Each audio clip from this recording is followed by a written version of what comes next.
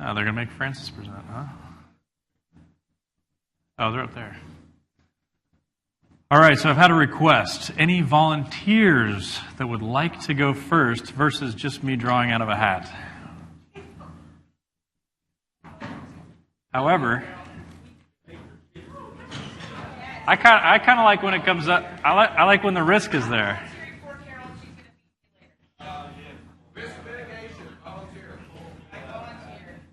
Do you want to do it? Come on up. Yeah. Oh, no. Okay, Carol. So, you have to do it from that side, huh? So what we're going to do is, this can take no longer than 10 minutes. I'm imagining it'll take a lot less than 10 minutes, which is good. But I want the audience to pay attention to what she's saying and the things she's talking through, and we need to give the feedback afterward for areas of improvement for next time. JB, we've got this down pat. Okay, I'll start out since you're going to tell your story. Good afternoon. We are Team 2B, and we are presenting today the 2B Cup. 2B Cup came around as a result of a Christmas present that I received from my daughter. She had given me this nice big cup that was thermal. It could either be for warm beverages or cold. But me being the non-planning type in the morning thought, wouldn't it be a wonderful idea to have one cup that had half of my beverage being the cold beverage and the other side of the cup being the warm beverage. I'm always juggling at least 3 or 4 bags when I'm going into school in the morning, and I don't need to be having 2 beverage cups also, so this seemed like the perfect solution for me.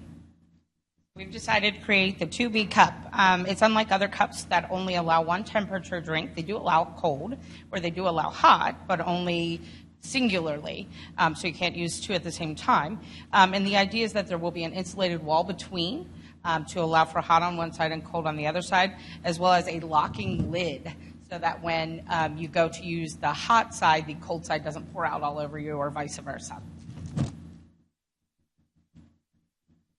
Market size.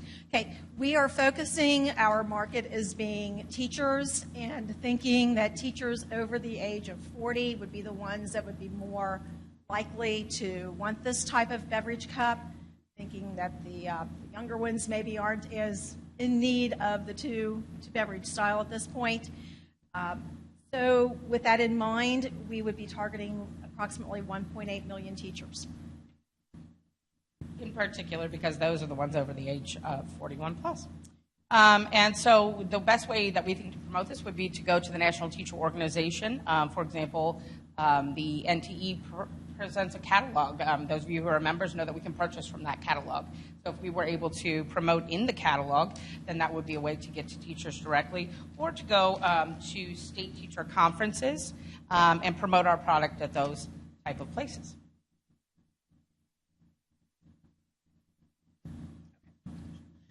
From a competition perspective, from what we were able to find, we did not see any products that are currently like this. So thinking that there's not a whole lot of competition out there like that right now. And then we would need to kind of work with a manufacturing company that is already producing the single temperature beverage product, and then having them work with us to create this new concept. The company that we were thinking would be like the Ozark Trail, looking at the price of their current beverage cups and thinking that it would be more attractive to people who would like to get into this new product. The Ozark Trail is the least expensive one. Those are the ones sold as opposed to a Yeti, which is very, very expensive. The Ozark Trail is around $9, $10, less than $10 at Walmart. So we're thinking that our price point of possibly up to $19.99. If we could make it cheaper, though, $15.99 for our cup would work, and we could still make tons of money. In fact, we see that these will sell like hotcakes.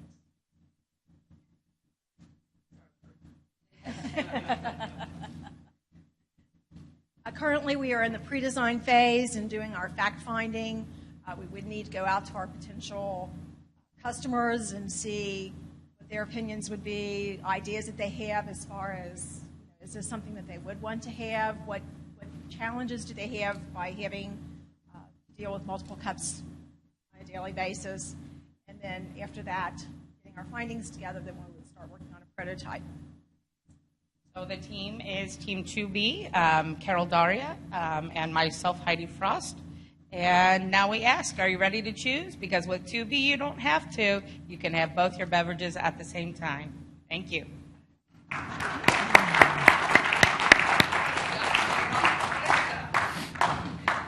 Do you guys have any general feedback? I'm going to kind of go through a couple of thoughts that I had, but if you guys want to throw off some things real quick. Why just teachers? You know, I've worked in a manufacturing environment. The guys that actually work in a plant, they literally have hot caffeine up to a point, and they switch to cold caffeine. And they have to have two different thermal cups for that purpose. I think this is perfect for a manufacturing environment where they have their hot caffeine and their cold caffeine. So I'm going to analyze the questions as you guys through it too. So Dan asked a very good question around the customer group. And in highlighting that, he noted that they didn't really say exactly why teachers and why not other groups. So it's important as a presenter that if you're going to say a statement, if you're going to choose a certain customer group, you're going to choose a certain type of marketing strategy or tactic, that you back up a little bit as to why you might not go after other groups as well, because it helps answer that question right away. If you want to answer it. I just think in that regard, we both just thought of ourselves, and we thought of a smaller market first. Since both of us are used to juggling 10 million things when we walk into school, our water bottle, we have to kind of bring it with us for the day because we don't really have access to coffee cups and things like that. So. Well, the target audience, the easy access to that group already, just to try to kind of keep it controlled until. And from an entrepreneur perspective, they've chosen what they know really well, which is good and bad, right? Because it somewhat limits you. It puts a very focused view on what your world looks like, and maybe looking beyond what you know every day may end up being a better potential opportunity. So that's something that you got to watch with your students, because I think a lot of them will say, I want to sell to other students, because they know that world.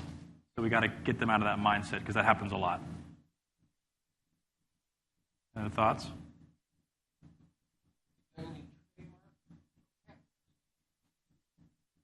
So from that perspective, I had a similar thought, is when you're talking about your competition, you have to understand how you're going to beat your competition. Because one of the questions someone's always going to say is, how hard is it for your competition to mimic what you're doing? So if you go into market, well, there's all these other manufacturers that already make insulated mugs. How hard is it for them to copy your idea? So to his point, it's saying, what protection do you have against that? And that's going to be a sticking point with most judges. Yep. When you have an idea like this, you can actually get some sort of initial patent very inexpensively. You could do a provisional patent. Provisional patent. So you could say we're applying for a provisional patent. That's a nice, easy coverall with a lot of these, is saying we're applying for a provisional patent, or we've done some initial research and we don't see any other patents out there, so we're going to apply for a provisional patent. That's one way you can get your students to always answer that question with no real recourse. A pretty easy answer. Very easy process for product. Process for product.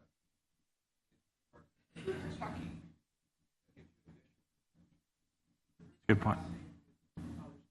That's why you have attorneys.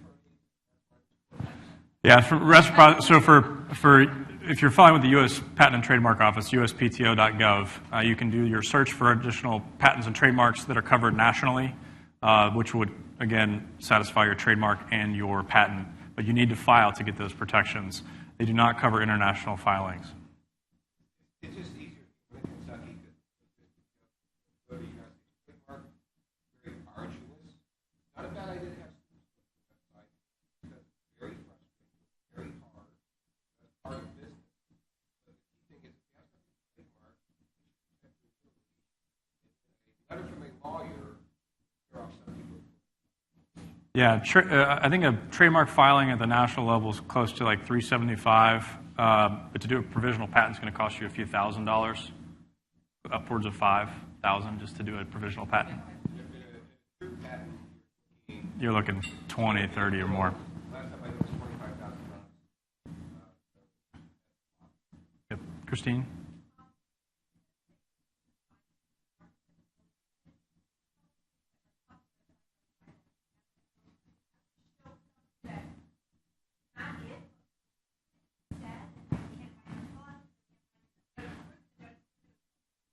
Yeah, a good answer there is we haven't found any direct competitors, but there are some similar products, mainly other single compartment sealed cups. So that's another good coaching moment, is to say we might not have found any direct competitors, but there's something similar. Just as the question we talked about before is that sometimes no competition is competition. No direct competition is still competition to you. I think overall for a half an hour, a very good job. Very good job. Thank you. Yeah, here's your quarter. Oh, we have volunteers. I didn't even need to take these. This is great.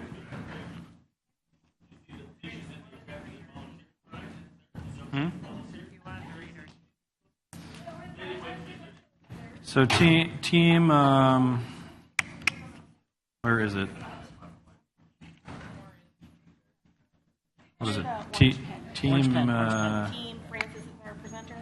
Team Francis is our presenter. Is now up.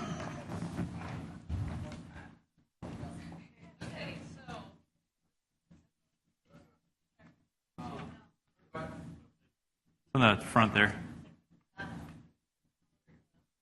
Oh, hello. There you go. Hi, everybody. So, test scores got you down. Are you afraid to miss school because of your content?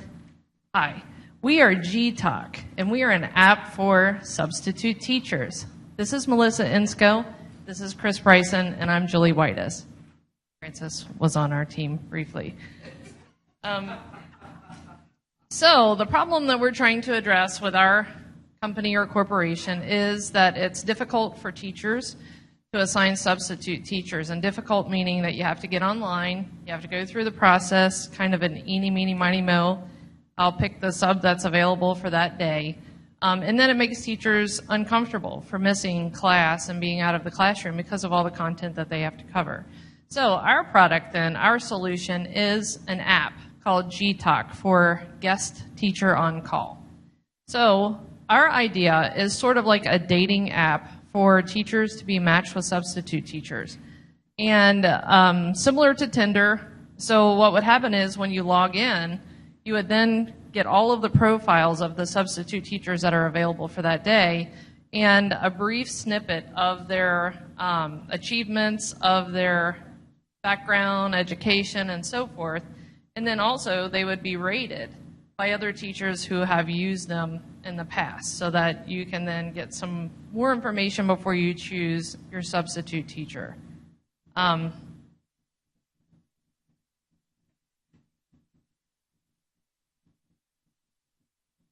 market size is 174 school districts in the state of Kentucky.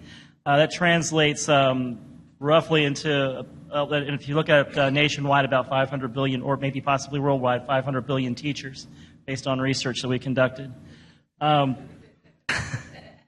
of the, that's a lot of matches. Some of the customers we're trying to reach are, some of the, as far as reaching customers, we have to focus on our sales reps. Our sales reps are going to have to go out and actually sell this particular platform versus what's existing, Subfinder and ASOP. Well, we're also going to reach customers using the social media and also through teacher conferences. All right, so as my colleagues alluded to, our two basic competitors here would be ASOP and Subfinder. And for those of you who have been in education for any amount of time, you understand that on a day where you have to miss school, you end up going online and you look at a list of names who you don't know, and if someone you do know personally is not available, you literally play eeny, meeny, miny, mo till you find someone who can fill the spot. And you don't know if they have a good background in education or if they even have good classroom management skills. And so really what we want to offer then is a personalization that both of our competitors do not offer, where we offer background and a rating system, as well as badges for level of education and experience, where it offers our teachers a little bit more information so that they can get the best possible sub for that day. We want to make it as user-friendly as possible and make the interface very similar to other apps that are out there. If anyone has ever liked something or rated something on Amazon, they would be able to use this app. Me again, sorry. All right, so the question becomes, what would we charge? And we would be charging the districts. They're our main customers, although the benefits would fall down or go downhill to teachers, subs, and ultimately the students in the classroom. What we would like to do is charge $30 per license per year, that's per teacher, to the districts. We also have two other sources of revenue that we would consider using, the first being a $20 fee to subs if they want to upsell themselves or have an area where they can provide additional information where they can sell themselves a little bit better. Julie also suggested that we could also offer another upsell option of providing a glamour shot for them. I don't know. Our third source of revenue here would be $10 per spot for ad space, which we would then sell to universities or educational products who wanted to market specifically to educators. The statistics that my colleague Melissa just came up with were based off of some research that I did. The financial forecast, I did some research on our leading competitor, which would be ASOP.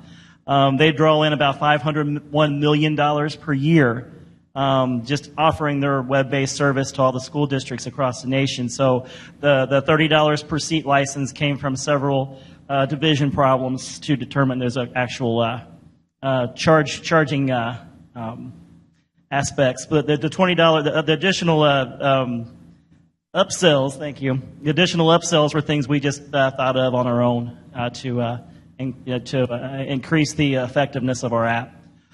So yeah, based on ASOP, about $501 million per year. All right, so where we're at now, we're currently in development, and luckily we have a close working relationship with a software engineer. We are designing the interface and looking into legality on going up against these two SubFinder competitors. So if you're tired of the old sub experience, contact G-Talk.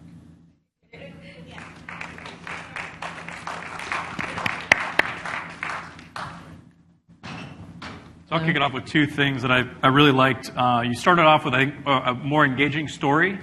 You kind of went right into that story that I think plays really well. And then one thing you can always recommend for students and entrepreneurs is to provide an analog to their business with a business that the judges would be familiar with. So if you might find it difficult to explain your idea, if you can find an analog in the industry, maybe a different market. So yours, you said you're kind of a Tinder for this. You're also kind of an Uber for teachers because you're finding them in a way a little bit. And I think the Tinder aspect works really well because you're allowing them to choose which ones they want to see. So you're right. So I think that those analogs play really well. Those two things I thought were really good. Any other thoughts?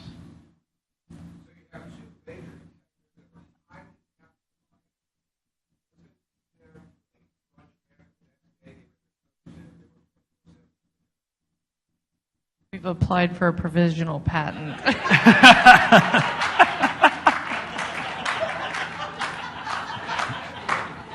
Next question. Quick learners. I like it.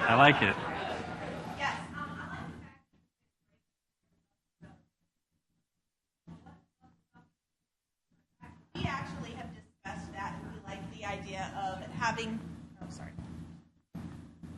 Okay, we like that idea, and we also talked about the idea that the subs could rate the teachers, and rather they were well prepared and had a well-managed classroom that the sub could come into, and we think that that would definitely be an element of what we'd offer.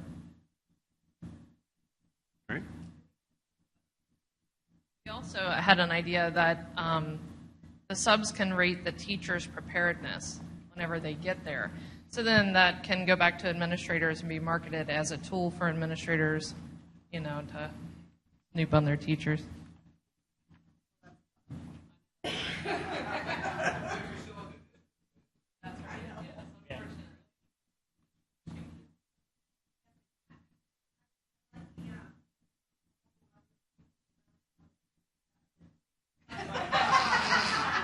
For the video, does she like the multiple revenue streams, especially the glamour shots? Just for the video.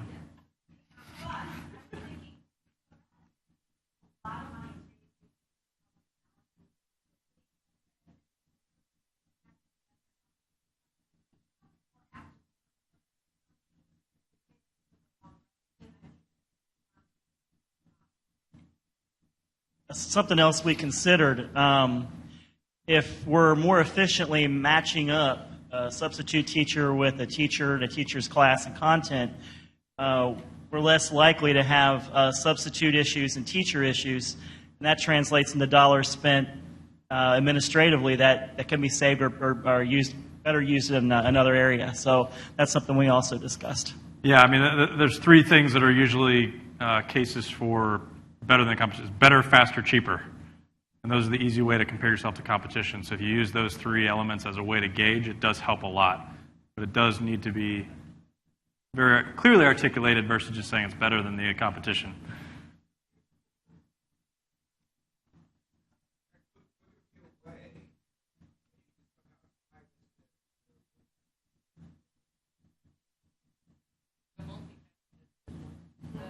So the question was, can we tie this into that aspect of seeing the efficacy of these substitutes coming in and what it does to the student's preparedness and level of performance?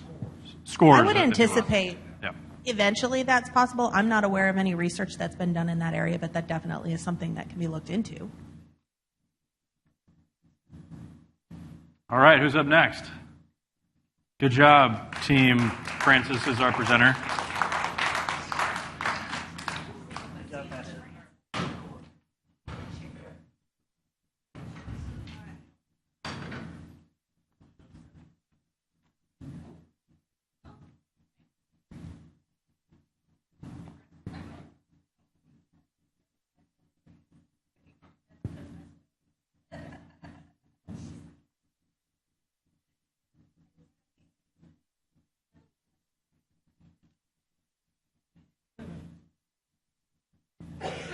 Well, hello. I'm Pat Brennan, and this is Mike Key.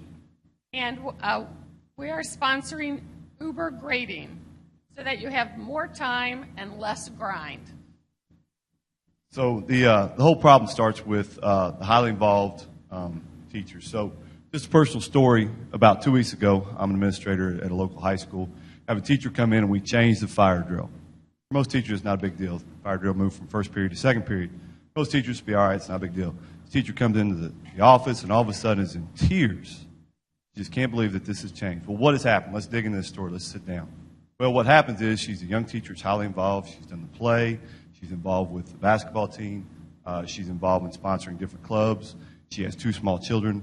And that one piece was the final straw that broke the camel's back. She's overwhelmed. There's just not enough time in the day to do all the things she needs to do. She can't stay up on her grades. She's planning effective lessons every day, and there's just not enough time. So what we think, how do I give this teacher back some time? How do I take something off her back to help her out?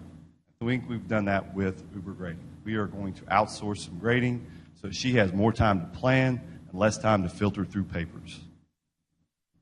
Right. So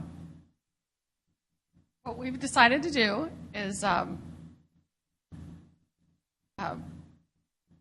build a website and have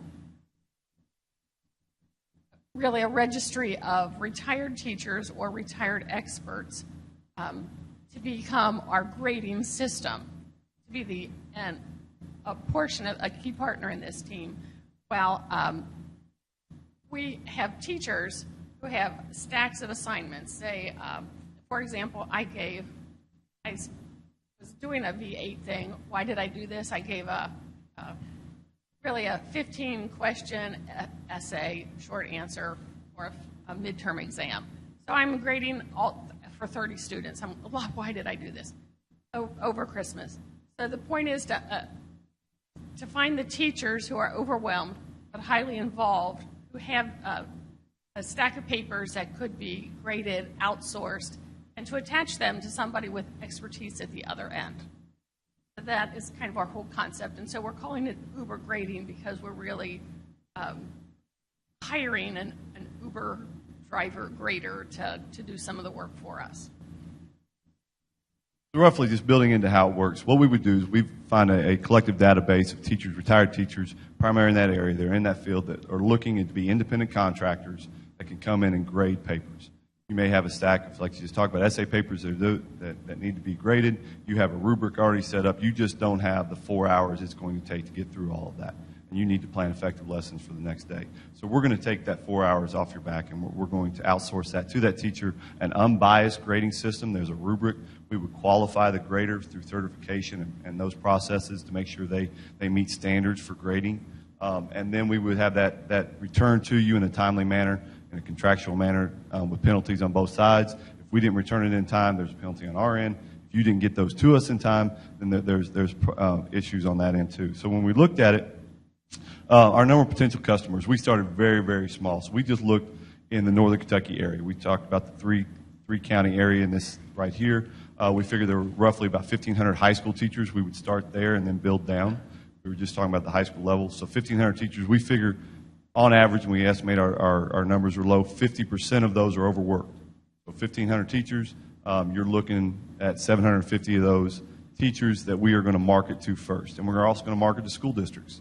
If school districts can come in and they want to spend some of their general fund monies or some of their monies on this, maybe we can set up a district package. We would have different types of grading packages. Everything, when we thought about it originally, if you had an assignment, say an essay for 10 students, it'd be roughly $50 for that, and then we'd go up from there. And where we'd cap out, if you had 30 students for those essays, that one essay assignment, maybe $100 for that assignment to get graded and then returned to you in a timely manner. And then we would apply the SAM's philosophy. If you buy in bulk, everything gets a whole lot cheaper. So if you buy multiple assignments over a semester, we can go a lot cheaper. We can also be seasonal. If you've got a teacher who is just in the month of March, maybe there's other things going on that they've got to prepare for, but they've still got grading that needs to be done in that month of March, we can go there. Or maybe they're planning the homecoming parade and dance and everything else, and they've still got essays and things that need to be graded. We're going to take care of that and take it off their back during that time frame and then get it back to them in a timely manner. So going to, I know I'm not supposed to be reading off the board here, but going to our marketing, looking at marketing. We're looking at going door to door. First thing we got to do is get into the school buildings and start talking to teachers. I really feel like this is more social marketing will work, but that teacher in the teacher's lounge that says, "You won't believe what this did for me in my life," is way more powerful than anything you can put on Facebook. It's more of a mouth-to-mouth type marketing that we would have to go through. If the teacher's in there and they're saying, I'm just overwhelmed, I couldn't do it, but I got 3 hours back this past week by handing off my grading to someone else. That's a pretty powerful tool, and then other teachers look into it. Or an administrator who can reward a teacher in some way by taking something off their back. Those are really big points to grab as an administrator at that time. So next is our competition. Well, actuality, probably the competition is the teacher themselves doing their own grading, but then you have to look at really a quality of life issue. Is the teacher, how much time do I have? What is this doing to my family? What is the effect of burnout? I think what, as we were talking about marketing to school districts as well, I think if we could show administration that by, outsourcing some of this grading, taking a load off the teachers, we will actually reduce teacher burnout, and then because you can't keep that level of intensity up for too long. So really there's a human benefit. It's hard to quantify that kind of cost, but when you don't have to train new teachers and replace teachers that are really gifted but give too much of themselves and then burn out early. So we've got that one as well. I mean, those are some of our benefits. Yeah, well, one of the things we talk about, one of our biggest competitors is grading time versus planning time. Both of them are time consuming. So if teachers are feeling they have better lessons as a reduction of grading time, that they're more engagement in their classroom, that's part of our competition. We kind of talked a little bit about our revenue stream, financial forecast. We feel like at this point it would take us 6 months to recoup our initial investment.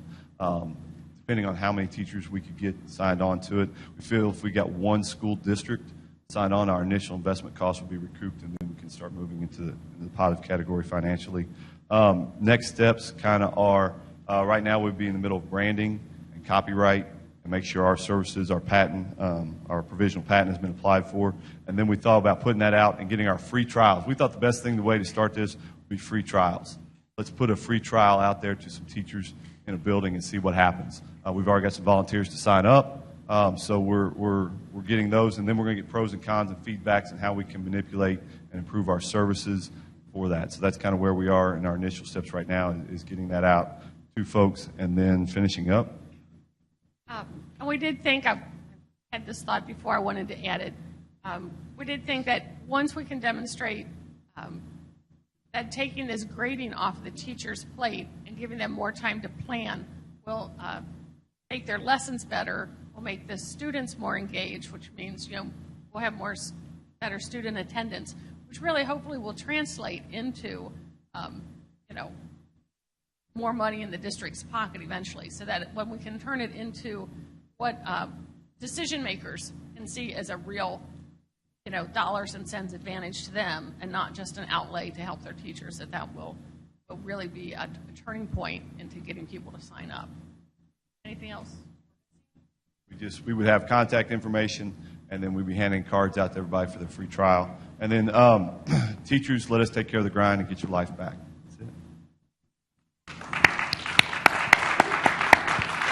There are two things that I really liked in that. One was the time frame in which they felt that they'd be able to recoup or break even on the investment. So that's a nice thing to put into the financial forecast. The second piece that I recommend with a lot of entrepreneurs, when you talked about the beta testers and making it free for them, that's a great way to get initial customers who are actually going to end up giving you a lot more value back by trying out your service and helping you fine-tune it out. That's a nice technique that I think works really well in here. From a marketing perspective, I think that you can talk about stages in which you're doing marketing too.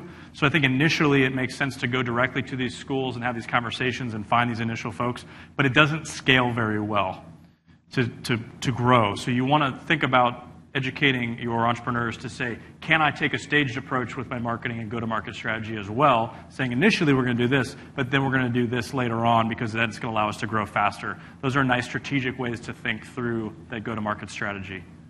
Got plenty of other feedback, but very good.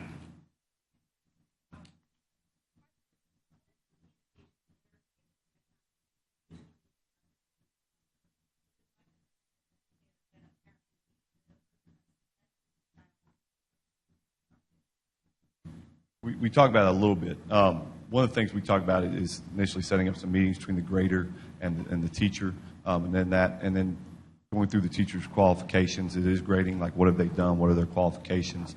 As far as what we would have is that rubric should be the grading template.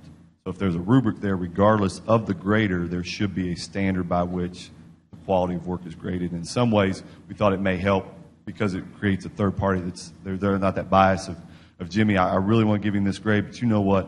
He really was a pain in my rear end last class. And so, I'm gonna mark this down a little bit. It takes that human factor a little bit out. Even though we say teachers shouldn't have that, there is that human factor. Jimmy's really trying hard. This isn't quite D-level work. You know what? This is his best. He is really, really, really giving me a great effort. I'm going to prove that. It takes that personal bias a little more out of it.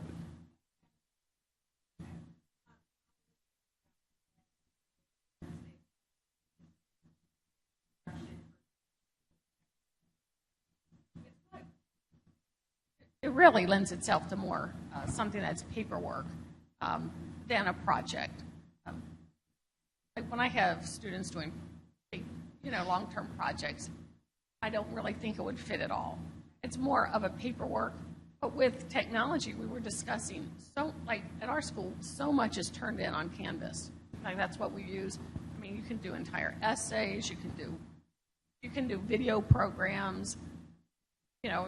Your assignment is a public service announcement. All that can be turned in on Canvas, and that potentially the grader could have access to that, do the grades, and then ours now translates right over into grading system. So you wouldn't even have a worry about the grades being inputted wrong. I think in one way it may lend itself to project-based because essentially is what we're trying to do with this competition. There's a rubric and a scoring guide. A third party is scoring. The teacher is teaching, the teacher is instructing, the teacher is trying to get them to that level, but a third party is coming in to say you're here or you're not here. And so in some ways it may, with the right scoring guides, which is on the teacher's part, they can spend more time planning and setting up the assessments and where it should be.